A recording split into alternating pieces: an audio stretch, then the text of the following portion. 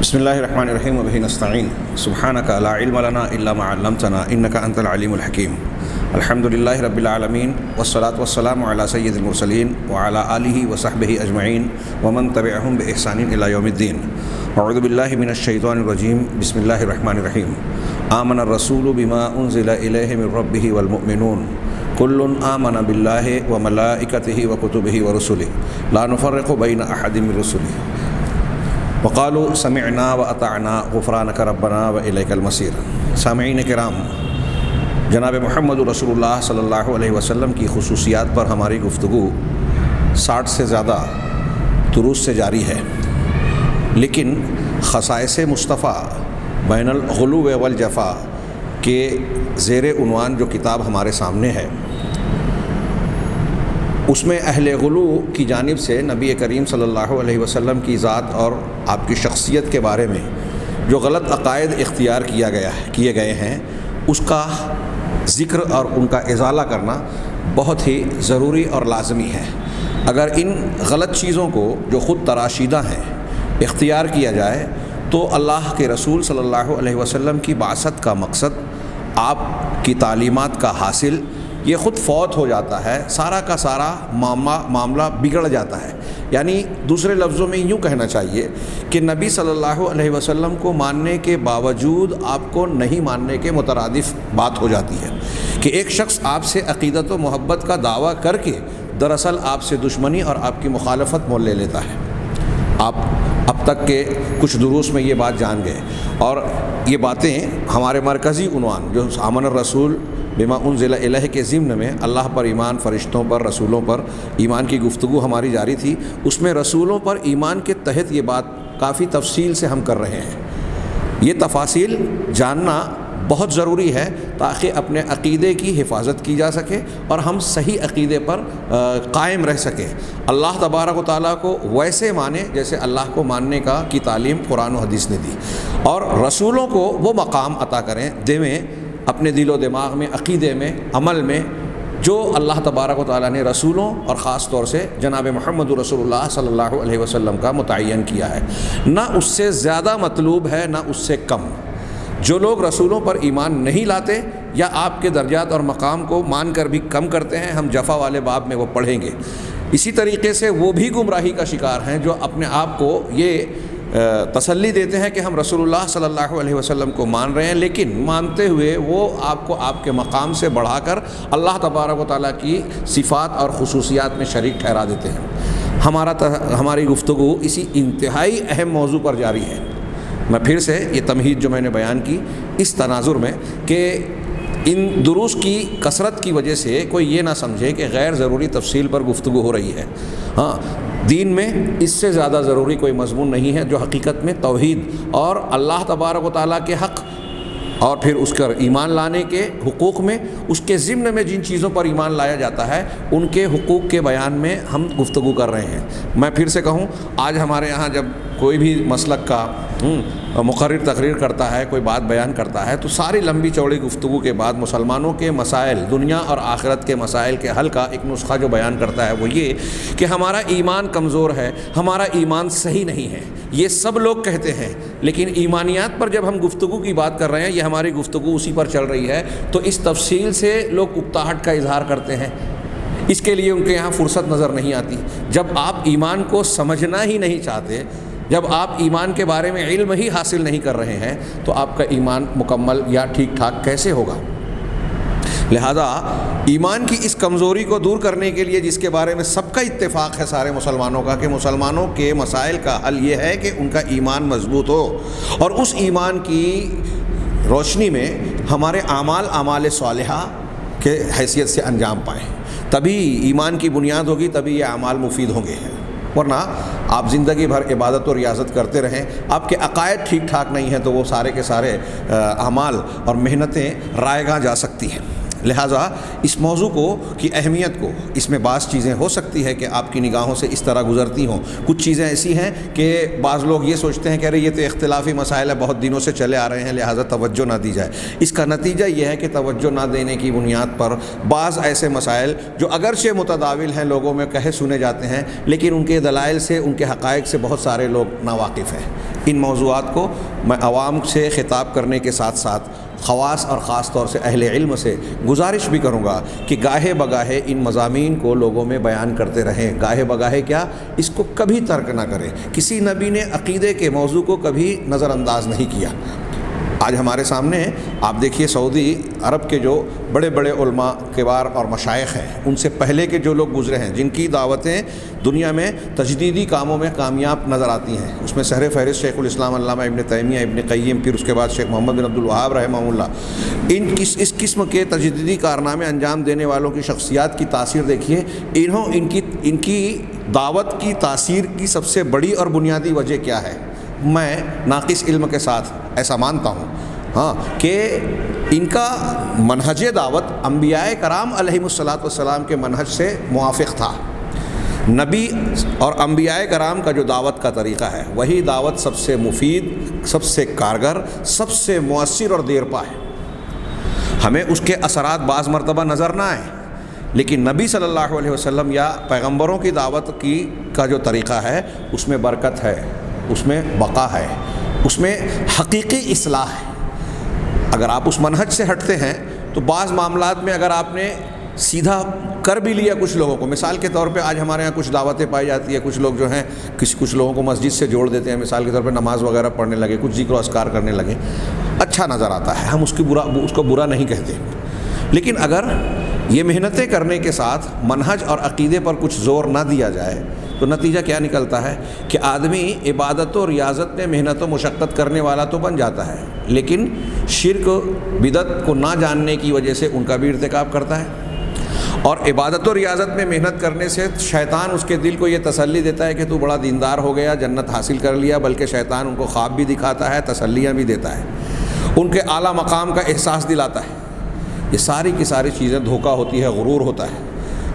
یہ میں ہوائی باتیں نہیں کہہ رہا ہوں، جو باتیں کہہ رہا ہوں ان باتوں پر قرآن و حدیث کی بہت ساری دلیلیں موجود ہیں۔ تلبیس ابلیس کے ابواب، طریقے قرآن و حدیث کی روشنی میں پڑھیے، مطالعہ کیجئے کہ کس طرح شیطان دھوکہ دیتا ہے، ابلیس لوگوں کو فریب میں مبتلا کرتا ہے۔ تو آپ کو یہ معلوم ہوگا کہ بعض لوگوں کو دین کے نام پر دین سے بھٹکاتا ہے، اور ہماری یہ گفتگو اسی تناظر میں چل رہی ہے۔ جناب محمد رسول اللہ صلی اللہ علیہ وسلم کے تعلق سے جو ہمیں ماننا چاہیے وہ ماننا ضروری ہے، اور جو نہیں بتایا گیا وہ نہیں ماننا چاہیے، اور خاص طور سے ایسی باتیں کہ اللہ کے نبی صلی اللہ علیہ وسلم کی محبت و عقیدت کے نام پر آپ کے بارے میں کچھ ایسے عقائد تراش لیے جائیں، کچھ ایسی خصوصیات آپ کے لیے ثابت کرنے کی کوشش کی جائے جو آپ کی خصوصیت ہے ہی نہیں، بلکہ وہ اللہ تبارک و تعالیٰ کی خصوصیت، اللہ کی صفت اور اللہ تبارک و تعالیٰ کی اس میں وحدانیت ہے۔ اگر آپ نے رسول اللہ صلی اللہ علیہ وسلم کے لیے بھی اس کا کچھ حصہ ثابت کرنے کی کوشش کی تو اللہ کی وحدانیت وہ صاف شفاف نہیں رہ جائے گی، داغدار ہو جائے گی، وہ توحید نہیں رہ جاتی، اور انسان کا عقیدہ پورا کا پورا بگڑ جاتا ہے، تباہ ہو جاتا ہے۔ اب وہ کتنی بھی محنت کرے، دینداری کا مظاہرہ کرے۔ انہی چیزوں میں سے جن کا بعض کا تذکرہ ہم نے اس سے پہلے کیا، اب یہاں اگلا المبحث الرابع کے تحت انہوں نے اللہ کے نبی صلی اللہ علیہ وسلم کے تعلق سے اہل غلو کے ایک اور غلو کا ذکر کیا، اور وہ یہ ہے کہ ان کا یہ عقیدہ ہے کہ نبی صلی اللہ علیہ وسلم کے اندر یہ خصوصیت پائی جاتی ہے کہ آپ مصیبت، تکلیف، پریشانی میں گھرے ہوئے انسان کو پناہ دیتے ہیں۔ تو کہا اختصاص النبی صلی اللہ علیہ وسلم عند الغلات، غلات کے نزدیک نبی صلی اللہ علیہ وسلم کا اختصاص بأنہ الیہ الملاذ والمہرب، کہ اسی کی طرف پناہ اور بھاگنے کی جگہ ہے، آپ ہی کی طرف، فی الشدائد والکرب، سختیوں میں، شدائد سختیوں، مصیبتوں، پریشانیوں، جو بھی ترجمہ کریں شدائد کا، پریشانیوں میں، والکرب اور غم اندوہ کی حالت میں، کرب اور تکلیف کے حالات میں، مشکل کشائی اور غم و اندوہ کو دور کرنے کی خصوصیت، پریشانیوں کی حالت میں آپ ہی کی شخصیت جائے پناہ اور بھاگنے کی جگہ ہے۔ ایسے امور میں یہاں آگے ایک شرط لگائی ہے دنیاوی امور کو الگ کرنے کے لیے، فیما لا یقدر علیہ الا اللہ تعالی، ان امور میں جس پر اللہ کے علاوہ کوئی قدرت نہیں رکھتا۔ یہ شرط اچھی طرح دماغ میں رہے، کیونکہ اس شرط کے نہ ہونے کی وجہ سے کچھ لوگ دھوکہ دیتے ہیں عقیدہ خراب کرنے والے، کہ دیکھیے آپ کہہ رہے ہیں کہ اللہ کے علاوہ کسی کی پناہ نہیں لینی چاہیے، لیکن دنیا میں ہم دیکھتے ہیں کہ ایک آدمی کو کوئی تنگ کر رہا ہے تو بڑے آدمی کے پاس، حکومت کے پاس، پولیس کے پاس جا کے شکایت کر رہا ہے، FIR درج کروا رہا ہے کہ مجھے فلاں فلاں جو ہے تنگ کرتا ہے، حتیٰ کہ عزت کا دعویٰ کرتا ہے کورٹ اور عدالت میں۔ تو کیا غیر اللہ کے پاس پناہ لینا ہی یہ ہوا؟ نہیں۔ نبی کریم صلی اللہ علیہ وسلم کی حیات طیبہ میں لوگ آپ کے پاس آتے تھے اپنی شکایتیں لے کے، مظلومیت بیان کرتے ہوئے۔ آج بھی ہمارے ہاں وہ چیز سلسلہ جاری ہے کہ اگر کوئی شوہر اپنے بیوی پر ظلم کرتا ہے تو وہ عورت جو ہے اپنے بڑوں کو، اپنے ذمہ داروں کو، اور پھر اگر ان سے نہیں ہو سکا تو وہ اور آگے شکایت کرتے ہیں، معاملے کے تسویے کی کوشش کرتے ہیں۔ تو اس ظلم کے روکنے کے لیے جس کے پاس رجوع کر رہے ہیں، کوئی یہ تاثر دینے کی کوشش کرتا ہے کہ دیکھیے ہم وہاں جائے پناہ بنا رہے ہیں۔ اگر یہ دلیل دے کر کوئی یہ کہتا ہے کہ اللہ کے نبی صلی اللہ علیہ وسلم کو جائے پناہ مانا تو کیا غلط کیا، تو یہ بات دماغ میں رہے کہ یہ جو دلیل دی جا رہی ہے روزمرہ کی زندگی میں، عام معمولات میں، پریکٹیکل زندگی میں، وہ ایسی چیزیں ہیں جو انسان کے باہمی تعلقات اور معاملات کی شکل اختیار کیے ہوئے ہیں۔ آپ کا مجھ پر حق ہے، میرا آپ پر حق ہے۔ ان حقوق کے معاملے میں اگر کوئی کمی بیشی ہوتی ہے تو ہم ایک دوسرے سے شکوہ شکایت کر سکتے ہیں، ثالث کو ڈال کے معاملے کے تصفیے کی کوشش کر سکتے ہیں۔ اگر نہ معاملہ بنے تو اوپر کی طاقت سے جو ہے اس کے خلاف جو ہے مقدمہ درج کر کے انصاف کی گہار لگا سکتے ہیں۔ یہ وہ امور ہیں جس پر انسان طاقت رکھتا ہے، جو دنیا کے نظام، باہمی اجتماعی نظام کے تحت انجام پانے والے امور سے تعلق رکھتے ہیں۔ اس کا ان امور سے، عقیدے کی بات سے تعلق نہیں ہے۔ اسی لیے یہ بیان کرتے ہوئے یہ شرط لگائی جاتی ہے اسی کی وضاحت کرنے کے لیے کہ ان امور میں جس میں اللہ تبارک و تعالیٰ قدرت رکھتا ہے۔ اب جیسے مثال کے طور پہ آپ کو ایسی تکلیف پریشانی آ گئی کہ بیماری ہے، شفا مطلوب ہے۔ اب بیماری سے نجات حاصل کرنے کے لیے آدمی ڈاکٹر کے پاس جاتا ہے، ڈاکٹر کے پاس جاتا ہے تو کیا، یعنی اس سوال کا جو اعتراض لوگ کر رہے ہیں ان کا جواب اسی میں ہے، غور کر کیجئے۔ کیا کوئی انسان، کوئی بندہ یہ کہتا ہے کہ ڈاکٹر کے ہاتھ میں شفا ہے، ڈاکٹر شفا دینے والا ہے، شافی شفا دینے والا، یہ نام، یہ خصوصیت ڈاکٹر کے لیے، طبیب کے لیے، حکیم کے لیے ہم استعمال کرتے ہیں کیا؟ یہ عقیدہ رکھتے ہیں کہ اس کے ہاتھ میں شفا ہے؟ اگر کوئی ایسا مان لے تو وہ مشرک ہو جائے گا۔ ڈاکٹر سبب اختیار کرتا ہے علاج معالجے کا، لیکن اس سبب کا نتیجہ کون دیتا ہے؟ اللہ تبارک و تعالیٰ۔ یہ ہے توحید۔ اگر آپ ڈاکٹر کے علاج کرنے کے باوجود ڈاکٹر کو شفا دینے والا نہیں مانتے تو پھر یہ دلیل آپ کیسے دے سکتے ہیں کہ اپنے مسائل میں ہم کسی کے پاس جاتے ہیں تو اس کو جائے پناہ مان رہے ہیں؟ اسی طریقے سے ہم کھانا کھاتے ہیں، گیہوں، چاول اور بہت سارے اناج، غلے، پھل فروٹ۔ یہ پھل فروٹ کہاں سے آتے ہیں؟ پیدا ہوتے ہیں زمین سے۔ ان کو باغبان کہیے یا کسان کہیے، اس کی کھیتی کرتے ہیں، پیڑ لگاتے ہیں، اس کی نگہداشت کرتے ہیں، دیکھ بھال کر کے جب وہ فصل کی شکل اختیار سے پھل آور ہو جاتے ہیں تو پھل ٹوٹ کر ہم تک پہنچتا ہے۔ تو کیا کوئی بندہ یہ مانتا ہے کہ کسان ہمیں روزی دینے والا ہے؟ نعوذ باللہ۔ کوئی یہ کہتا ہے؟ اگر وہ کہتا ہے تو اس سے زیادہ احمق دنیا میں کوئی نہیں ہوگا۔ ماں باپ کے ملاپ سے ہماری پیدائش ہوتی ہے دنیا کے اندر۔ کیا کوئی یہ کہتا ہے کہ ہمیں پیدا کرنے والے ماں باپ ہیں؟ جی، میں نے شاید اس سے پہلے کسی درس میں تذکرہ کیا کہ ایک ہندو سے میری گفتگو ہوئی، نوجوان سے۔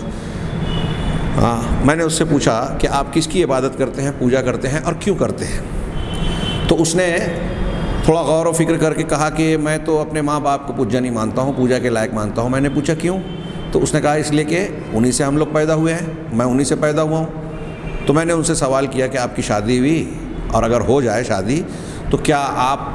جب چاہیں گے تب بیٹا پیدا ہو جائے گا، جب چاہیں گے تب بیٹی پیدا ہوگی، جب چاہیں گے بیٹا یا بیٹی پیدا نہیں ہوں گی، ایسا ہے؟ کہا نہیں، ایسا تو نہیں ہے۔ تو میں نے کہا کہ آپ کی پیدائش آپ کے ماں باپ سے ہوئی، تو کیا آپ ایسا مانتے ہو کہ آپ کے ماں باپ نے چاہا کہ آپ پیدا ہو جائیں تو پیدا ہو گئے، وہ نہیں چاہتے تو نہیں پیدا ہوتے؟ تو سوچنے لگا، کہا کہ نہیں۔ تو تو میں نے کہا اس کا مطلب یہ ہوا کہ ماں باپ یا میاں بیوی کا جو ملاپ ہے وہ ایک قدرتی پروسیجر ہے، لیکن اس ملاپ کا نتیجہ بیٹے بیٹی کی شکل میں نمودار ہوگا یا نہیں ہوگا یہ ان کے ہاتھ اور اختیار میں نہیں ہے، ان کے چاہنے اور نہیں چاہنے سے وہ نہیں ہوتا، بلکہ قدرت کے غیبی فیصلے یہ طے کرتے ہیں کہ میاں بیوی کے ملاپ سے اولاد ہوگی کہ نہیں ہوگی، ہوگی تو نر ہوگا مادہ ہوگی یا کوئی اور ہوگا، یہ مطلب یہ کہ بچے کی ولادت ہی نہیں ہوگی، ہاں، اور اگر ہوگے تو وہ کیسے اخلاق و کردار کے ہوں گے، کتنا جئیں گے، کیا کیا کریں گے، یہ ساری چیزوں کا فیصلہ جو ہے کوئی اور کرتا ہے، ماں باپ نہیں کرتے۔ تو ایسے ہی دنیا دارالاسباب کہلاتی ہے، اور یہاں ایک دوسرے کے امور کا قدرت نے ایک نظام بنا دیا ہے، اس نظام کے تحت انسان کے باہمی تعاون سے ایک دوسرے کے مسائل حل کرتا ہے۔ ہم ایک لقمہ جو اپنے منہ میں ڈالتے ہیں بہت سارے پروسیجر سے گزر کر آتا ہے ہم تک۔ کسان جو کھیتی کرتا ہے تو کسان کھیتی کرنے میں بھی ساری چیزیں اپنے اختیار میں نہیں رکھتا، ہل وہ نہیں بناتا، ٹریکٹر وہ نہیں بناتا، بیل اس نے پیدا نہیں کیے جس کے ذریعے سے وہ جوتتا ہے، یا پھر آج کی شکل میں آج کے زمانے میں جو مشینیں استعمال کی جاتی ہیں، اور پھر دوسری بہت ساری چیزیں پانی اس کے اختیار میں نہیں ہے، جو بارش کی شکل میں یا کنووں میں موجود ہیں وہ کسی اور نے بنائے ہیں، کنویں کسی اور نے بنائے، کنویں کھودنے کے لیے جو اوزار لگے وہ کسی اور نے بنائے۔ اس طریقے سے آپ ہر مرحلے پر دیکھیے کہ وہاں سے وہ جو ہے پیدا ہوا، پھر اس کے بعد کٹائی ہوئی، کٹائی میں کون کون سی چیزیں استعمال کی ہوئی، پھر اس کے بعد اس کو اناج کی شکل میں صاف ستھرا بنایا گیا، پھر اس کو پیسا گیا، اس کو گوندھا گیا، گوندھنے کے بعد روٹی بنائی گئی، اس کے بعد وہ لقمہ بن کے ہمارے پاس آتا ہے۔ تو کتنے در مراحل سے گزرتی ہے، یہ اللہ تعالیٰ کا نظام ہے جو اس نے باہمی تعاون سے ایک دوسرے کے مسائل حل کرنے کا سسٹم بنا رکھا ہے اس کائنات میں۔ ان چیزوں میں جس میں انسان ایک دوسرے کی مدد کی طاقت رکھتے ہیں، ہماری بحث ان امور سے نہیں ہے۔ جن چیزوں میں صرف اللہ کی طاقت ہے، مصیبت دور کرنا، ہاں، بیماری سے شفا دینا، تنگی پریشانی سے باہر نکالنا، ہاں، اور کائنات کی تدبیر، یہ جو چیزیں ہیں، جو کھانا ہم تک پہنچ رہا ہے، یہ پہنچ بھی رہا ہے تو اگر اللہ نہ چاہے تو یہ پہنچنے والا بھی نہ پہنچے۔ تو اس میں ایک پہلو تو وہ ہے جو انسان کی طاقت میں ہے، ایک پہلو وہ ہے جو انسان کی طاقت سے باہر ہے۔ ایک آدمی کسی کی مدد کرنے کے لیے کچھ رقم دے سکتا ہے، لیکن اللہ توفیق نہ دے تو وہ نہیں دیتا۔ یہاں ہم کو جو مل رہا ہے، جس میں انسان بظاہر اپنا تعاون یا سبب بن کر اپنا کردار نبھا رہا ہے، اس کردار کی ادائیگی میں بھی اللہ کی توفیق کی ضرورت ہے۔ اگر نہیں ہے، اس کی مشیت اور توفیق نہیں ہے، تو کوئی ایک دانے کا بھی کسی کو فیض نہیں پہنچا سکتا۔ یہ بات تھوڑی سی طویل ہو گئی، لیکن اس بات کو ذہن نشین اس لیے رکھنا ضروری ہے کہ یہ نہیں ماننے پر جو اہل غلو ہیں، جو عقیدہ خراب کرنے میں کے ماہر ہیں، وہ لوگ اس قسم کے فرق کو ملحوظ نہ رکھتے ہوئے جو چیز ثابت اور صحیح ہے اس کو دلیل بنا کے وہ چیز پیش کرتے ہیں جاہل لوگوں کے سامنے جو ثابت نہیں ہے۔ تو دنیاوی امور میں باہمی تعاون کے معاملات سے اس پر استدلال کرنا کہ جب ہم اپنے زندگی کے کاموں میں ایک دوسرے سے مدد لیتے ہیں تو پھر بزرگان دین، اللہ کے مقرب بندے، اور پھر اس میں انبیاء، اور انبیاء میں بھی جناب محمد رسول اللہ صلی اللہ علیہ وسلم کا درجہ تو سب سے اونچا ہے، ہم اپنی مصیبت پریشانیوں اور تکلیفوں میں ان کی طرف رجوع کریں یا ان کو پناہ گاہ مانے، جائے پناہ مانگیں، تو کون سی غلط بات ہے؟ یہ ثابت کرنے کی کوشش کرتے ہیں اہل بدعت، اہل غلو، اور یوں کہنا چاہیے کہ اہل کفر اور اہل شرک۔ جو ایسا مانتا ہے وہ شرک اکبر کا مرتکب ہے۔ اگر آپ کو برا لگ رہا ہے تو اس برا لگنے سے میری بات غلط ہو جائے گی کیا؟ یا یہ دلیلیں رد ہو جائے گی جو قرآن و حدیث میں صاف صاف چیخ چیخ کر کہہ رہی ہیں کہ جائے پناہ، مدد کرنے والا، فریاد پوری کرنے والا، ہر چیز کا مالک صرف اور صرف اللہ ہے، جناب محمد رسول اللہ صلی اللہ علیہ وسلم بھی نہیں۔ لیکن اہل بدعت، اہل غلو اس کو نہیں مانتے، ماننا چاہتے بھی نہیں ہیں۔ وہ اپنے ذہن و دماغ سے کچھ الٹی سیدھی دلیلیں پیدا کر کے اور قرآن حدیث کے صحیح مضامین کو توڑ مروڑ کر غلط بنا کر اپنے اس غلط عقیدے کی تائید کرتے ہیں۔ یہاں صاحب کتاب یہ جو عنوان لگایا کہ اہل غلو کے نزدیک اللہ کے نبی صلی اللہ علیہ وسلم کے بارے میں یہ ماننا کہ آپ کی خصوصیت ہے کہ سختیوں میں، غم و تکلیف کی حالتوں میں، ہاں، اللہ کے نبی صلی اللہ علیہ وسلم ہی پناہ گاہ ہیں اور بھاگنے کی جگہ ہیں ایسے امور میں، ایسی سختیوں اور تکالیف میں جن پر صرف اللہ قدرت رکھتا ہے۔ عنوان لگانے کے بعد انہوں نے نبہانی کے حوالے سے مختلف اہل غلو شعراء کے اشعار کو پیش کیا. یہاں 14 اشعار انہوں نے پیش کیے ہیں. یہ 14 میں سے پہلے جو شاعر ہے محمد جمالی الحلبی، ان کے 4 اشعار ہیں. پھر اس کے بعد محمد نبہانی، ان کے 6 یا 7 اشعار ہیں. 7 اشعار ہیں. پھر ایک مجد الدین الوتری، ان کا ایک شعر ہے، اور ایک شمس الدین تواجی المصری، ان کے 2 اشعار ہیں. ہاں، یہ صرف اشعار ہی، اگر میں اشعار ہی کا ترجمہ کروں تو کافی وقت چلا جائے گا. یہ تو عربی کے اشعار ہیں. اردو میں ہمارے یہاں ایسے بہت سے اشعار ہیں، اور میں یہاں بہت کھل کر ایک بات کہنا چاہتا ہوں کہ بریلوی حضرات تو روزانہ صبح میں فجر کی نماز کے بعد نعت کے نام پر جو پڑھتے ہیں، اس میں اللہ کے رسول صلی اللہ علیہ وسلم کو مددگار، تو ہی ہمارے جو ہے تیرے سوا میرا کوئی پناہ گاہ نہیں ہے، میں کسی اور کی طرف رخ نہیں کرتا، اس قسم کی باتیں بیان کرتے رہتے ہیں اشعار میں. جو کچھ ہمیں لینا ہے لے لیں گے محمد سے، آپ کے علاوہ کوئی نہیں ہے میرا مددگار، اس طرح کے اشعار پتہ نہیں کیا کیا سناتے رہتے ہیں. ہاں، دیوبندی حضرات کے یہاں بھی میں نے دیکھا کہ بعض نظمیں اور نعت اس طرح سے گائی پڑھی جاتی ہیں کہ اس میں غلو ہوتا ہے، اور اللہ کے نبی صلی اللہ علیہ وسلم کو اللہ سے ملا دیا جاتا ہے. ہاں، میں نے ایک نظم، وہ مجھے اس کے 2-3 اشعار یاد تھے، فی الحال ذہن میں نہیں آ رہے ہیں. اس میں ایک مصرع ہے کہ امت تیری وقت بڑا سخت کیا ہے، اے شاہ، اللہ کے نبی صلی اللہ علیہ وسلم کو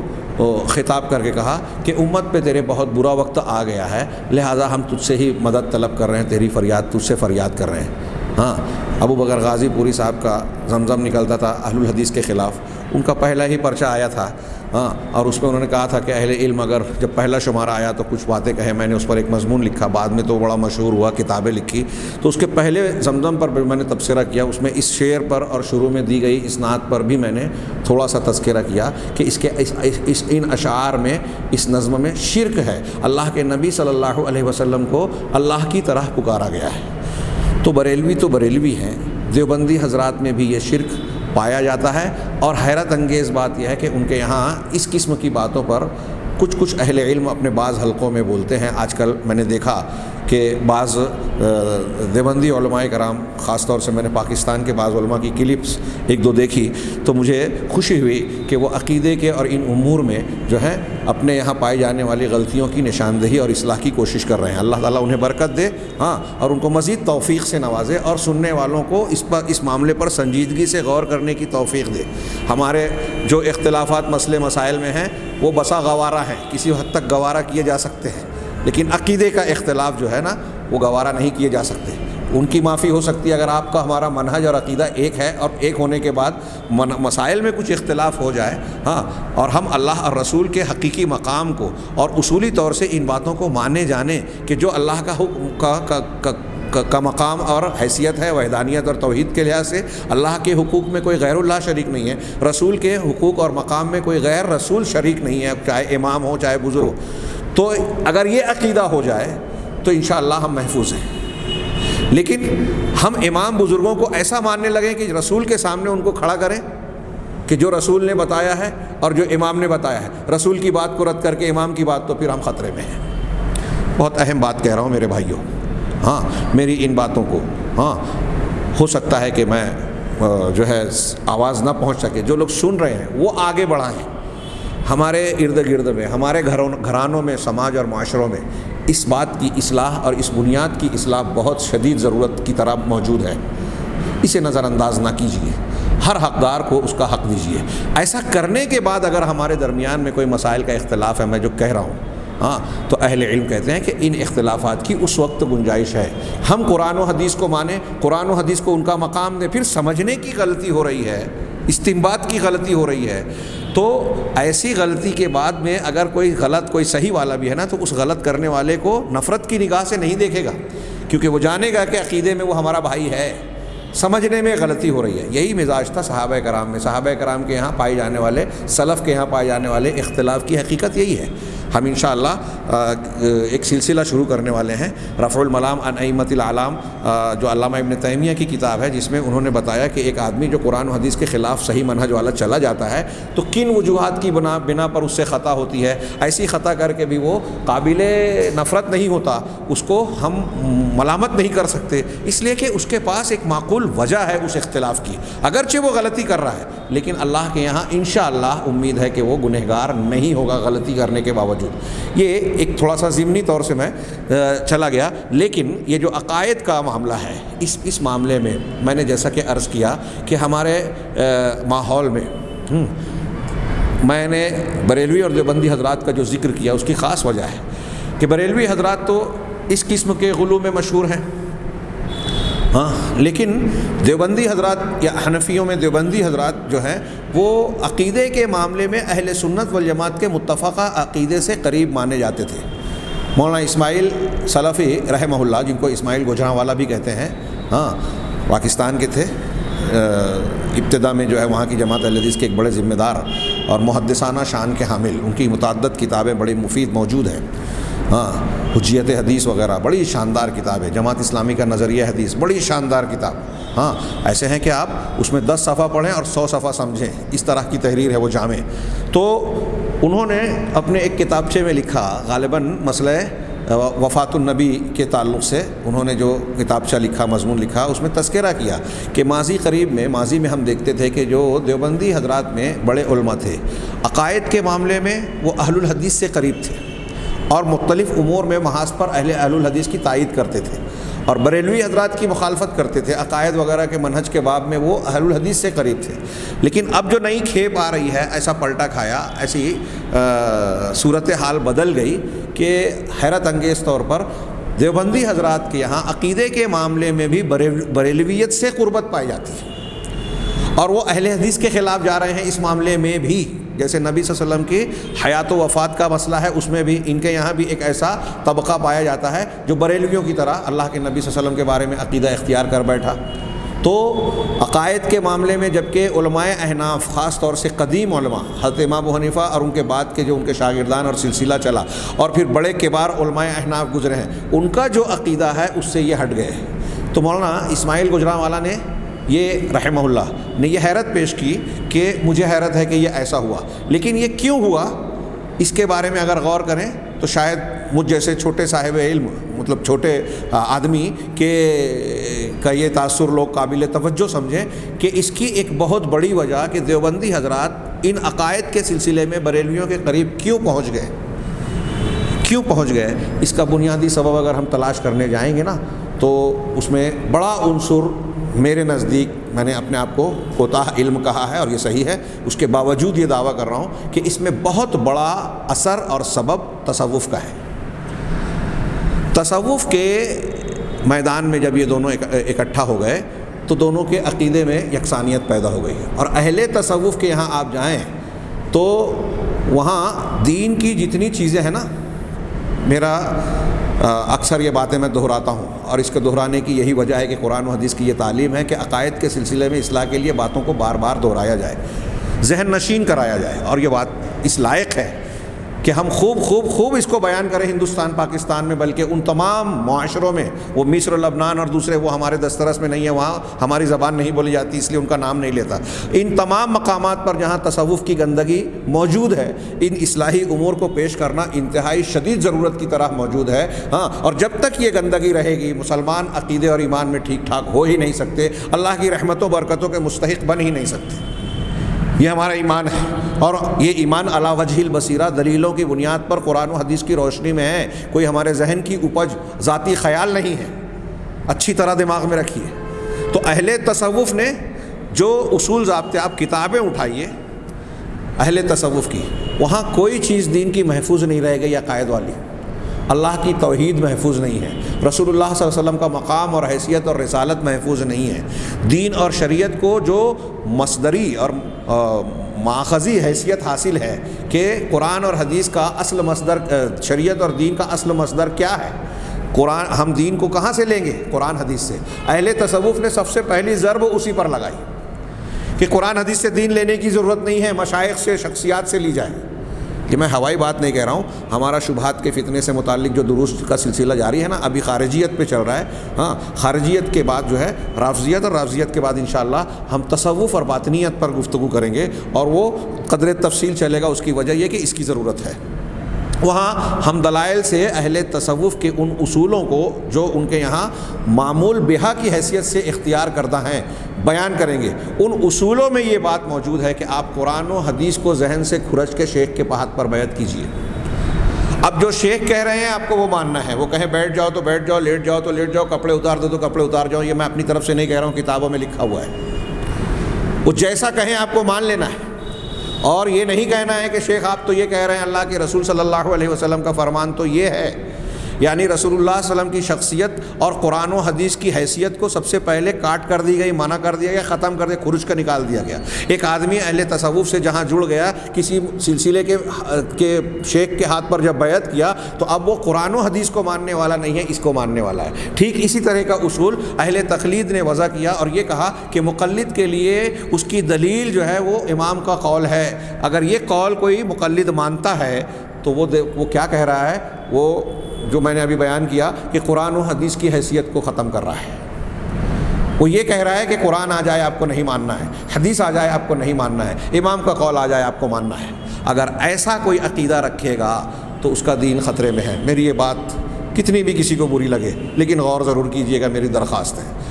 اور اگر کسی شخص نے جو اس خیال خام میں بدعقیدگی میں مبتلا ہے، میری بات پر غور کرنے کے بعد تحقیق کرے گا اور اللہ سے توفیق مانگے گا، توفیق ملتی ہے تو مجھے یقین ہے کہ وہ جو ہے اپنے عقیدے کی اصلاح کرے گا۔ اور اگر میں کسی کے لیے اس طرح کا سبب بنا تو مجھے اللہ کی ذات سے امید ہے کہ اس کا اجر و ثواب ہماری نجات کا باعث بنے گا، ہمارے رفقا کی نجات کا باعث بنے گا۔ تو ان عقائد پر، ان امور پر توجہ دیجیے۔ تو میں عرض یہ کر رہا تھا کہ یہ جو خصوصیت اہل غلو نے بیان کی، رسول اللہ صلی اللہ علیہ وسلم ہمارے مددگار ہیں، عالم الغیب ہیں، اور جو ہے مصیبتوں میں جو ہے آپ ہی کی طرف رجوع کیا جائے گا، آپ سے پناہ طلب کی جائے گی، اور اس قسم کی جو باتیں لوگوں نے گڑھی ہیں وہ اس کے لیے اب ایک خاص طبقہ نہیں رہ گیا۔ روافظ، خارجیہ اور ان لوگوں کی تو بات ہی نہیں کر رہے ہیں ہم یہاں۔ جو اہل سنت اپنے آپ کو کہتے ہیں اور حقیقت میں وہ اہل سنت نہیں ہیں، اہل بدعت ہیں، قبر پرستی کرنے والے، بزرگوں کو ان کے مقام سے آگے بڑھا دینے والے، جناب محمد رسول اللہ صلی اللہ علیہ وسلم کی محبت و عقیدت کے نام پر آپ کو نور مجسم کہنا، مختار کل کہنا، عالم الغیب کہنا، اور آپ کی بشریت کا، آپ کی انسانیت کا انکار کرنا، اور آپ کو مصیبت پریشانیوں میں پکارنا، ملجا و ماوا ماننا، یہ ساری چیزیں شرک اکبر کے باب سے ہیں، یہ ساری چیزیں شرک اکبر میں سے ہیں۔ اچھی طرح دماغ میں رکھ لیجئے۔ آپ اگر میری بات نہیں مانتے، قرآن حدیث کی ان دلیلوں سے آنکھیں موند لے رہے ہیں تو آپ خطرے سے محفوظ نہیں ہوئے ہیں۔ آپ کو ان باتوں پر غور کرنا ہی ہوگا، مطالعہ کرنا ہی ہوگا، دلائل کا جائزہ لینا ہی ہوگا۔ اللہ تبارک و تعالیٰ نے رسول کو بھیجا، کتاب کو اتارا، اس کی حفاظت کی ہے اسی لیے کہ ہم پر حجت قائم ہو اور ہم عقیدے کے سلسلے میں غلط راہ پر نہ جائیں۔ اب اگر ہم نہیں تحقیق کر رہے ہیں، مطالعہ کر رہے ہیں تو یہ ہمارا قصور ہے، اللہ کا اس کے رسول صلی اللہ علیہ وسلم کی کوئی کوتاہی قصور نہیں ہے۔ تو میں یہ عرض کر رہا تھا کہ اس عظیم الشان غلطی میں، ایمان کے مجروح کر دینے والے ان امور میں دیوبندی حضرات بھی اور ہمارے ارد گرد میں جتنے بھی اہل تصوف سے جڑے ہوئے لوگ ہیں، یہ بہت بری طرح اس دلدل میں پھنسے ہوئے ہیں، لہٰذا ان کو نکالنا بہت ضروری ہے۔